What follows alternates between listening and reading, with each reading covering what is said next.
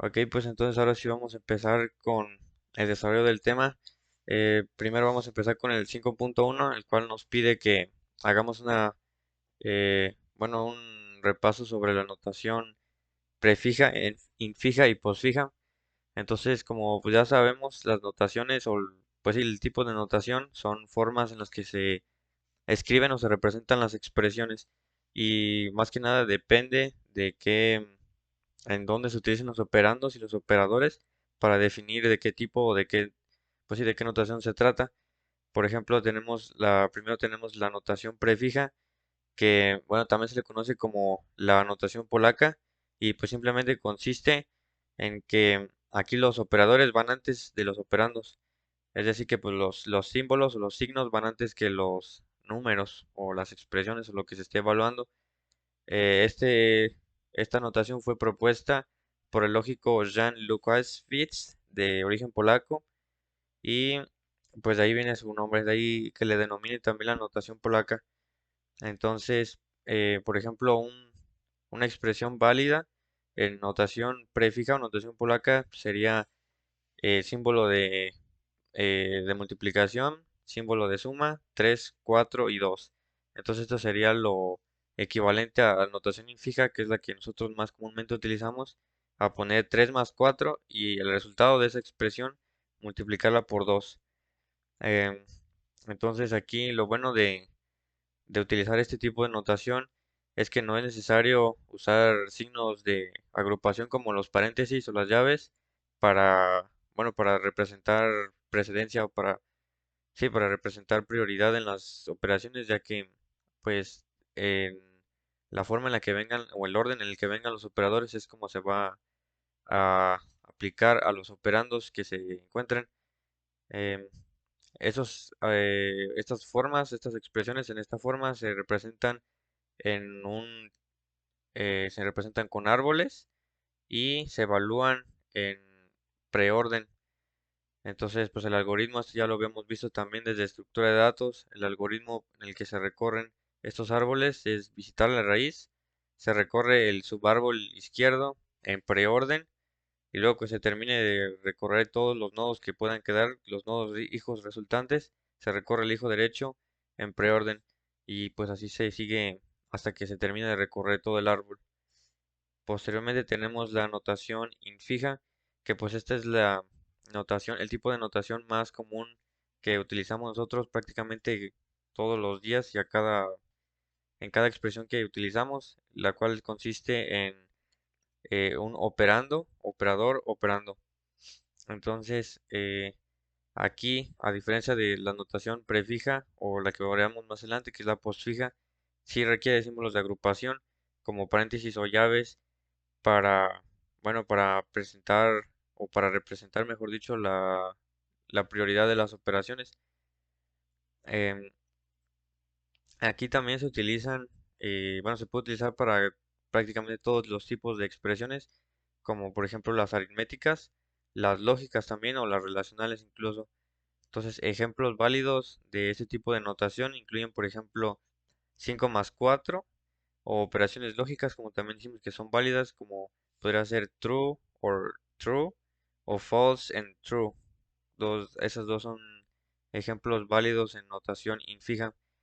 Entonces, una de las características principales de este tipo de notación es que es más intuitiva para nosotros los humanos, porque pues la vemos desde que somos introducidos al idioma sí, al idioma específicamente al primer lenguaje formal que aprendemos, que pues son las matemáticas. Entonces, en la notación matemática, en cada expresión, prácticamente en todas, pues utilizamos la notación infija. Y bueno, los compiladores representan esta notación utilizando estructuras de datos como las pilas y nuevamente los árboles de expresiones. Solamente que para definir o para evaluar este tipo de notación se tiene un recorrido in orden en el árbol de sintaxis para que se pueda eh, convertir de notación infija a algún otro esquema como la notación prefija o la postfija. No se evalúa como tal en in orden, sino que se convierte a prefija o a postfija y posteriormente se hace la evaluación. Mm, entonces aquí también algunos lenguajes de programación tienen autómatas que reconocen no solamente notación infija, sino que también la notación prefija y posfija para optimizar el tiempo de compilación. Es decir, que hay algunos compiladores que sí reconocen la notación infija y que la pueden evaluar de esa forma, solamente que consume un poquito más de tiempo ya en tiempo de compilación, pero pues igual lo hacen más eficiente que convertirlo a otro tipo de notación y luego evaluarlo. Y bueno, pues también tenemos la notación postfija, que es el último tipo. En esta, los operandos van antes que los operadores. Entonces, aquí, por ejemplo, la misma que ya hemos estado utilizando, la misma expresión, sería 3 4 más 2 símbolo de multiplicación. Entonces aquí, pues básicamente los operadores van después de los operandos. Y esto pues sería el equivalente en notación fija, sería el equivalente a sumar 3 más 4 y el resultado multiplicarlo por un 2. Entonces aquí pues también no es necesario el uso de signos de agrupación para representar la prioridad.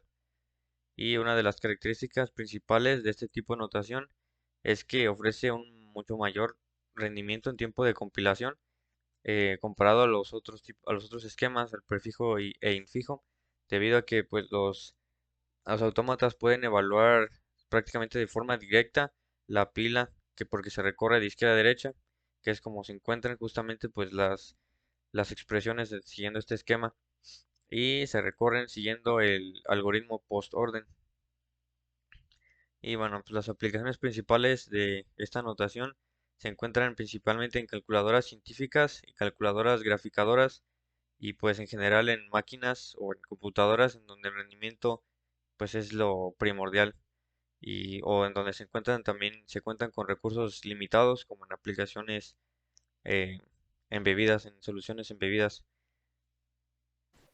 Bueno, y ahora me gustaría pedirle a nuestro compañero Octavio que nos explique el tema 5.2.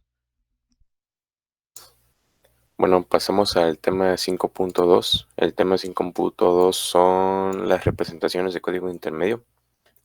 En sí tenemos o sea, hay más representaciones, pero de las que vamos a hablar son cuatro.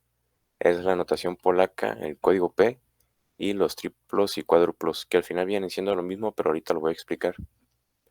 Eh, hay varias formas de representar nuestro código intermedio. Y estas formas, pues puede que nos faciliten o puede que no, depende de la forma, el proceso de traducción del código fuente a código objeto, ya que este puede simplificar nuestra tabla de símbolos. Para empezar, la notación polaca. La notación polaca se origina mediante un autómata de pila en el que, si seguimos hablando de operaciones aritméticas, los operadores siempre tienen que ir antes de los operandos. Por ejemplo, en la expresión 2 multiplicado por paréntesis 4 más 5 lo podemos escribir primero con el operador por, seguido del número 2 y el operador más, seguido de los números 4 y 5. La expresión al sumar estos números 4 y 5 se escribe más 4 y 5 en vez de 4 más 5. Esto pues es notación prefija, como ya lo mencionamos antes.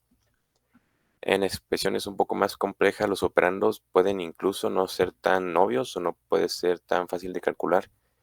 Por ejemplo, en una expresión en donde tenemos entre paréntesis 5 menos 6, seguido de un por 7, la manera prefija sería el operando por, seguido del operando menos y los siguientes números que le siguen, 5, 6 y 7.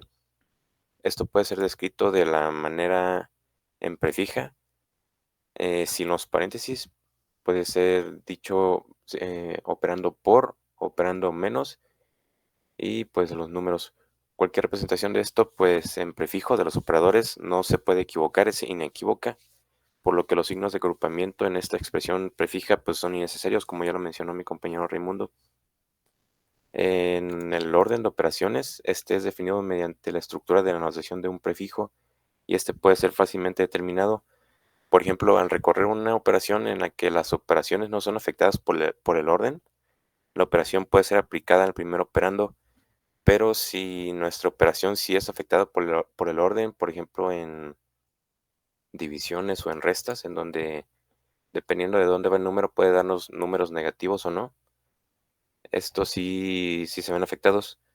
Por ejemplo, en la operación prefija división 10 y 5, el resultado nos debe dar 2, por lo que esto se puede leer como divide 10 por 5, y así pues nuestro resultado siempre debe dar 2 y no un medio como sería el resultado si lo ponemos al revés, o sea 5 entre 10.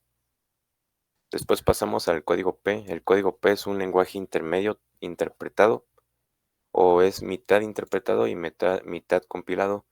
Estos lenguajes con códigos P pues son una especie de híbrido, como ya mencioné, en la que son parte compiladores y partes intérpretes. El código P te genera un lenguaje binario cuando éste se ejecuta y pues no es necesario estarlo compilando cada vez para generar este archivo. La diferencia del código P con los otros lenguajes es que el archivo binario ejecutable se almacena en un pseudocódigo y no en lenguaje máquina.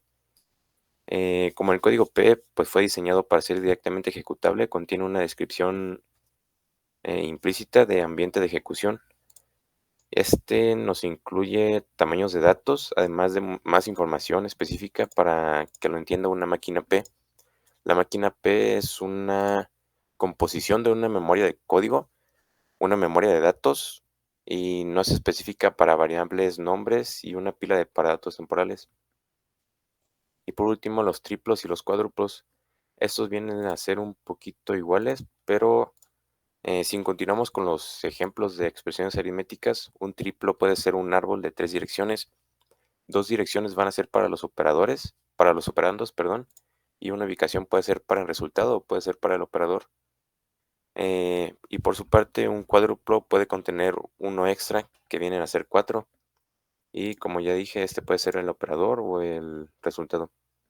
La diferencia entre los triplos y los cuádruplos es que con los triplos, este es referenciado el valor intermedio hacia el número del triplo que lo creó. Y en cambio los cuádruplos, pues no requiere que ellos tengan ciertos nombres implícitos, ¿no? Los triplos tienen una cierta ventaja en el que son poquito más consistentes, pero pues de ellos depende su posición.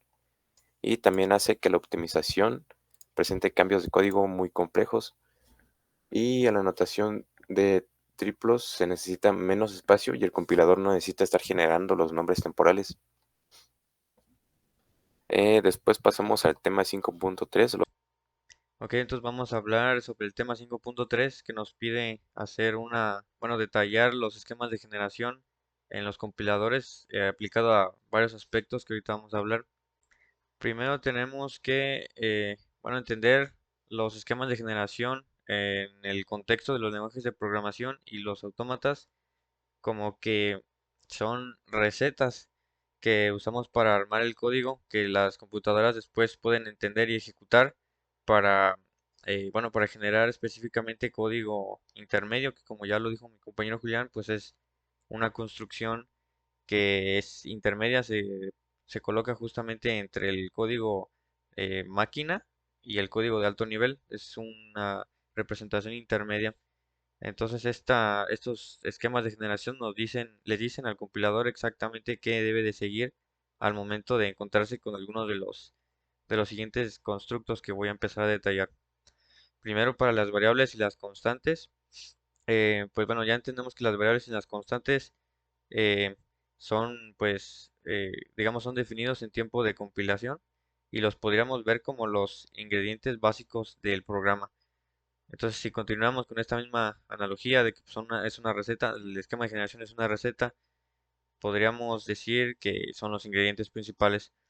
Entonces, ya habíamos revisado en varios trabajos pasados, que una variable es un apuntador a una localidad de memoria donde se guarda algún dato, mientras que las constantes son esto mismo, son apuntadores, pero a espacios de memoria que no se pueden mutar, es decir, que su valor es constante y de ahí el nombre.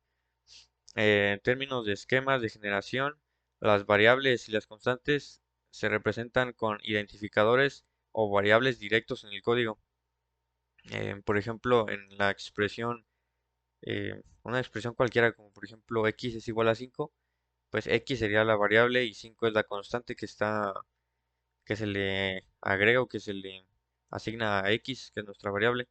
Los autómatas de un compilador, las autómatas en un compilador, perdón, las reconocen usando una tabla de símbolos, que es algo que también ya hemos visto en trabajos pasados. para que el programa sepa de dónde buscarlas y cómo modificarlas o cómo cambiarlas. Y las constantes, pues se quedan, podemos decir que se quedan grabadas tal cual. Bueno, esto significa que pues se quedan en la tabla de símbolos, las constantes se guardan como se definieron. Es decir, si nosotros definimos una constante, por ejemplo, la misma x igual a 5, pues así se queda x igual a 5. Y también es posible que, dependiendo de la implementación del compilador, es posible que se le asigne o no un token. Esto ya también son temas de la tabla de símbolos. Este esquema es muy sencillo porque no hay operaciones complicadas y solamente se le asigna un nombre o un valor y pues ya, con eso es prácticamente todo lo que necesita el compilador y ya el autómata lo procesa directamente. Entonces en la generación del código intermedio, el esquema de generación ya como tal de las variables, eh, pues especifica cómo se define una variable o una constante en una representación intermedia, es decir, en código intermedio nuevamente apoyándose del uso de la tabla de símbolos. Posteriormente tenemos los esquemas de generación para bueno, aplicado a las expresiones. Y bueno, aquí entra en juego eh, de los tipos de notación de expresiones que ya hemos revisado, que son la infija, la prefija y la postfija, en donde la más común es la infija para definir el código de alto nivel, donde se escribe, por ejemplo, una expresión 5 más 3, donde el operador se encuentra entre los operandos. Los autómatas que usan los compiladores transforman este constructo en un árbol de expresiones y lo recorren en forma sí, en forma del algoritmo in orden para poder entenderlo debido a los símbolos de agrupación para definir la precedencia. Pero bueno, también está la notación postfija que no necesita de símbolos de agrupación como ya lo hemos visto y se evalúa directo con una pila de izquierda a derecha o la prefija que se evalúa al revés, es decir, de derecha a izquierda. Después el esquema de generación aquí es convertir esas expresiones en algo que la máquina pueda entender y que pueda trabajarlo fácilmente, ya sea apilando valores o armando árboles. Entonces, como tal, en pocas palabras, primero hace el árbol, lo recorre si está hecho, bueno, normalmente como está en notación infija, pues lo recorre para transformarlo a ya sea prefija o posfija. Posteriormente el autómata lo recorre y lo evalúa. Y pues ese es como tal el esquema de generación para las expresiones. Ahora, los esquemas de generación para aplicados a las instrucciones de asignación. Bueno, la instrucción de asignación, en términos simples, es como si nosotros le dijéramos a la computadora que tome un valor y lo guarde en alguna parte, en una localidad de memoria. Entonces, un ejemplo aquí podría ser la misma expresión que hemos estado usando, x es igual a 5 más 3.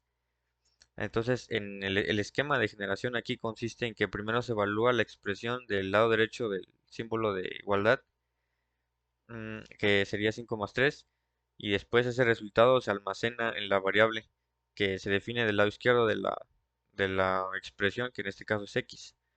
Entonces aquí los autómatas suelen usar una mezcla de notación postfija para evaluar la expresión rápido, como por ejemplo la expresión postfija 5, 3 más y luego una instrucción simple de almacenamiento para ya almacenarla como tal en la variable. Bueno, esto ya también lo habíamos visto, esto lo hace precisamente en el análisis sintáctico, es una acción semántica del análisis sintáctico que, bueno, se trata de evaluar las expresiones e incluirlas así de esta forma en la tabla de símbolos. Bueno, la mayor ventaja de este esquema de generación es el hecho de que no importa qué tan complicada sea la asignación, o sea, puede ser una expresión muy complicada con muchos símbolos de agrupación o lo que sea en notación infija, o puede ser tan simple también como se pueda, no tan simple como el programador lo defina. Pues sin importar qué tan complicado, qué tan simple sea, el esquema de generación siempre sigue ese mismo patrón. Primero evalúa la expresión al lado derecho del símbolo de igualdad y después asigna ese resultado a la variable. Entonces aquí el esquema de generación pues actúa bajo el patrón de evaluar y luego asignar. Y después tenemos, por último, el esquema de generación aplicado a las instrucciones de control. Entonces, como ya lo sabemos, las instrucciones de control son las que le dan vida al programa porque pues, es las que le dan el dinamismo que nosotros necesitamos. nos permiten definir condiciones y demás constructos que pues finalmente nos permiten expresar las ideas o pues sí comunicarnos con la computadora como nosotros queremos para que hagan lo que necesitamos. Esas estructuras incluyen sentencias como los if, los while o los for, y aquí el esquema de generación se basa en saltos sin condiciones. Por ejemplo, tenemos un programa, eh, por ejemplo, una condicional if, si x es mayor que 5, entonces a y, a una variable y, se le va a asignar un 10. Aquí, pues el autómata evaluaría la condición primaria, que pues es x más x mayor que 5, y si es verdadera, va a ejecutar el código que está dentro de los símbolos, ¿no? De los símbolos de agrupación, que es a y se le asigna 10. Pues esto se genera con un árbol o una tabla de que organiza los bloques de código y usa etiquetas para saltar de un lado a otro. En notación postfija, la condición podría quedar como x 5 mayor que, y el compilador pues ya decide el flujo según el resultado. Entonces, en términos simples, el esquema de generación aquí implementa autómatas que evalúan las expresiones en el tiempo de ejecución y crean pues ramas a las que el programa salta dependiendo del resultado de las evaluaciones de estas expresiones. Y estas expresiones se pueden evaluar de forma recurrente, como ya lo hemos visto, pues creo que todos sabemos el comportamiento de un ciclo for que hasta que no se cumpla una condición final no termina. Después tenemos las esquemas de generación para las funciones. Entonces aquí una buena analogía también que podemos usar para entender las funciones es entender que son como mini programas dentro del programa principal, o también los podemos considerar como trozos de código que pueden ser utilizados tantas veces como nosotros queramos dentro del mismo programa. El esquema de generación para las funciones tiene varios pasos. Primero define la función con sus parámetros, luego se genera el código para el cuerpo y al final se arma un mecanismo para llamarla o invocarla y devolver el resultado. Los autómatas usan las pilas para manejar las variables locales y los valores que retornan. Por ejemplo, una función básica como suma y le pasamos los parámetros 3 y 4. El compilador apila los valores 3 y 4, bueno, en una pila, como ya hemos visto, una pila de operaciones, evalúa 3 más 4 en notación postfija y finalmente devuelve el resultado. Entonces aquí lo interesante es que las funciones pueden tener expresiones en cualquier notación, o sea, en cualquier tipo de notación, pero internamente los compiladores siempre optimizan para que sea más rápido el proceso y más eficiente. En algunos casos incluso también eliminan el código muerto o inalcanzable, como ya también lo vimos en trabajos pasados, pues estas son mecanismos o son acciones semánticas de analizador sintáctico. Y por último tenemos las esquemas de generación aplicado a las estructuras. Entonces aquí pues, las estructuras, como las estructuras de datos, como lo pueden ser los arreglos, las listas o los structs, son formas más complejas de organizar los datos. Entonces podemos, si suponemos que tenemos un arreglo definido como por ejemplo un arreglo de enteros llamado números de una dimensión y que tiene tres elementos como uno 2 y 3, o un struct como una persona que tiene nombre y edad. Pues eso es a lo que se define o lo que se refieren las estructuras. El esquema de generación aquí se trata de reservar espacio en memoria y darles un orden para que el programa sepa cómo acceder a cada estructura. Los autómatas generan instrucciones para apilar estos datos o para saltar a una posición específica, como en este mismo, en el arreglo que dijimos de números. Si queremos saltar a la posición 1, por ejemplo, pues lo podemos especificar, que en el fondo se traduce a algo como que, bueno, que tome algo, algún valor de ese número y le sume, al índice le sume un 1. Si hay expresiones adentro, eh, se evalúan como lo hacen convencionalmente, con notación infija para nosotros los seres humanos y en postfija para la computadora. Bueno, y por último vamos a pasar a la práctica. Entonces me gustaría pedirle a mi compañero Dan que nos hable un poco sobre la práctica. Bueno, buenas tardes. Yo les voy a explicar lo que trabajamos en esta práctica, que está dividida principalmente en tres partes: la anotación de expresiones, la representación de código intermedio y los esquemas de generación aplicados a estos elementos del lenguaje. Todo esto ya se ha explicado a lo largo de este video, pero seremos lo más breves posibles, ya que se ha explicado. Bueno, primero vamos con el tema 5.1, que trata sobre la notación prefija, infija y posfija. La notación infija es la que todos usamos normalmente cuando escribimos, por ejemplo, A más B. Esta pues es clara para nosotros, pero para una máquina es un poco complicada porque necesitas saber qué operación va primero, usar paréntesis o respetar prioridades. Para eso existen otras notaciones como la prefija y la posfija, que son más prácticas para evaluar en compiladores o máquinas virtuales. Por ejemplo, si tenemos una expresión como A más B por C, en prefija se escribiría como más A por BC y en posfija sería ABC por más. La ventaja de usar la notación postfija es que no necesitamos paréntesis ni preocuparnos tanto por el orden de las operaciones. Se puede evaluar fácilmente con una pila, que es justo como trabajan muchos compiladores o calculadoras, como lo mencionó mi compañero Raimundo. Tú vas metiendo los valores, cuando ves un operador, sacas los dos valores de arriba, haces la operación y vuelves a meter el resultado.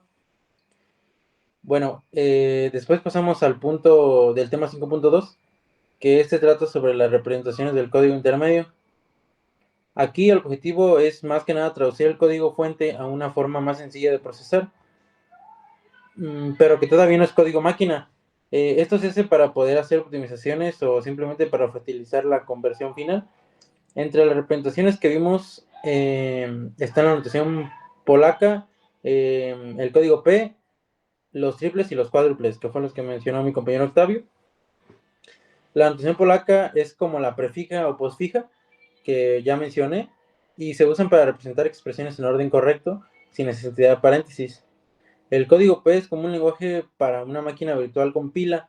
Por ejemplo, para hacer X es igual a más B, primero cargas A y luego B, haces la suma y luego lo guardas en X. Los triples, bueno, estos funcionan como una lista de instrucciones, cada una con tres elementos. El operador, el operando 1 y el operando 2. Pero bueno, estos los resultados no se guardan en una variable, sino que se usan el número de la instrucción. Y los cuádruples se asigna un nombre el resultado como T1 o T2. Este es más claro y facilita la optimización porque puede reutilizar esos valores temporales. Bueno, y por último tenemos el tema 5.3, donde trabajamos con esquemas de generación aplicados a diferentes partes del lenguaje. Aquí lo que podemos hacer es definir cómo se genera un código intermedio cuando encontramos cosas como variables, constantes, expresiones, instrucciones de control, funciones y algunas otras cosas. Como por ejemplo, cuando declaramos una variable o una constante, el compilador le asigna una dirección de memoria y la guarda en una tabla de símbolos. Cuando hacemos una expresión como z es igual a x más y por 2, el compilador va evaluando paso por paso y genera algo como primero multiplica y por 2 y luego le suma x y al final guarda ese resultado en z. En las asignaciones simplemente se guarda el resultado de la expresión en una variable. Para estructuras de control como el if o while se utilizan saltos o etiquetas, como por ejemplo en el if, primero se evalúa la condición y si no se cumple se va directo a la etiqueta donde empieza el else. Y en cuanto a las funciones, pues también se genera un bloque de instrucciones donde se recibe el valor de entrada, se ejecuta la operación y se devuelve un resultado. Esto todo bien ordenado con instrucciones como func, red, etc. Entonces, con todos estos temas básicamente pues aprendemos cómo el compilador transforma el código fuente en una estructura más ordenada, paso por paso, antes de convertirlo en algo que una máquina puede ejecutar. Todo esto, bueno, para nosotros es clave porque queremos entender cómo funcionan realmente los lenguajes de programación por dentro y cómo se logra que el código que escribamos en algo como C o Python, que es lo que vamos a trabajar, pues termine convertido en una instrucción que la computadora pueda entender. Y bueno, entonces llegamos al final de esta actividad y pues podemos concluir que estos son temas obviamente que son muy eh, importantes para comprender cómo funciona la compilación. Estos ya son temas que se meten más a la fase de análisis semántico. Entonces pues sí es importante conocer estos conceptos más que nada y pues dominarlos porque ya también los hemos visto en materias pasadas. Prácticamente todo se basa en árboles y en estructuras de datos. Entonces, pues sí, ya tenemos cierto dominio y esto nos ayuda, bueno, a enfocarlo más a esta materia. Bueno, y en conclusión de la práctica en general, la práctica pues permitió comprender cómo el proceso de compilación no solo se trata de traducir el código fuente a otro lenguaje, sino se trata de organizar, analizar y representar correctamente cada parte del programa. El uso de diferentes notaciones como la prefija, infija o postfija que ya mencionamos, ¿no? Nos facilita la interpretación de expresiones por parte del compilador, especialmente cuando se utilizan estructuras como las pilas. Además, pues las distintas representaciones del código intermedio, como la notación polaca o el código P, ayudan a estructurar el flujo del programa o prepararlo para su traducción final. Estas formas intermedias pues permiten aplicar optimizaciones y asegurar que el resultado sea eficiente y funcional. Por último, pues los esquemas de generación nos enseñan cómo el compilador traduce instrucciones, como declaraciones de variables, expresiones y asignaciones, estructura de control, funciones, todo esto claramente paso a paso. Y gracias a estos esquemas, pues es posible mantener la lógica del programa original, transformándolo en una secuencia que la máquina pueda ejecutar sin errores. Bueno, pues en resumen podríamos decir que estos temas son fundamentales para entender cómo funciona un compilador por dentro, porque cada etapa es importante para ver que el programa correcto sea optimizado y pues esté listo para ejecutarse. Bueno, pues después de revisar todos esos temas, los tres, pues nos queda claro que entender cómo funciona un analizador léxico y semántico, pues es clave para saber cómo funcionan los lenguajes de programación. Aunque pues al principio puede parecer un poquito complicado, pues todo cobra sentido mientras vamos investigando y mientras vamos realizando los ejercicios que estamos haciendo. También vimos pues cómo se genera el código intermedio, que son los triplos, los cuádruplos, el código P. Estos pues básicamente nos ayudan a traducir el código que escribimos a una forma que la máquina no es que pueda interpretar, pero que nos ayuda a que la traducción para el lenguaje máquina sea muchísimo más rápida y eficiente. Además, pues por último vimos los esquemas de generación, que para diferentes elementos del lenguaje, como por ejemplo variables, funciones, condicionales, si no me equivoco, nos muestran cómo se traduce todo esto y cómo lo escribimos en un programa real. En resumen y para terminar, pues todo esto nos ayuda a ver con un poco más de claridad cómo funciona un compilador, cómo interpreta lo que nosotros le escribimos y cómo lo transforma paso a paso hasta que la computadora pueda ejecutarlo.